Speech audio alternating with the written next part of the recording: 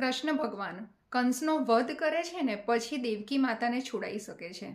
એમાં 14 વર્ષ જતા રહે છે.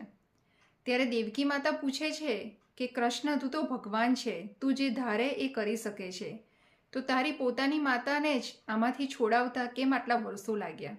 ત્યારે કૃષ્ણ ભગવાન કહે છે કે માતા, ગયા જન્મમાં મારી પણ માતાથી તે મને 14 વર્ષનો વનવાસ આપ્યો હતો. ત્યારે દેવકી માતા પૂછે છે કેવી રીતે? ત્યારે કહે છે કે ગયા જન્મમાં તમે કૈકેયી હતા અને તમે અને રાજા દશરથે મારી કૌશલ્યા માતાથી મને 14 વર્ષનો વનવાસ આપ્યો હતો. ત્યારે દેવકી માતા પૂછે છે કે કૌશલ્યા અત્યારે ક્યાં છે? તો ત્યારે કૃષ્ણ કહે છે કે કૌશલ્યા માતા આ જન્મમાં મારી યશોદા માતા છે. તો યશોદા માતાના હકથી મારે એની સાથે 14 વર્ષ રહેવાનું જ હતું.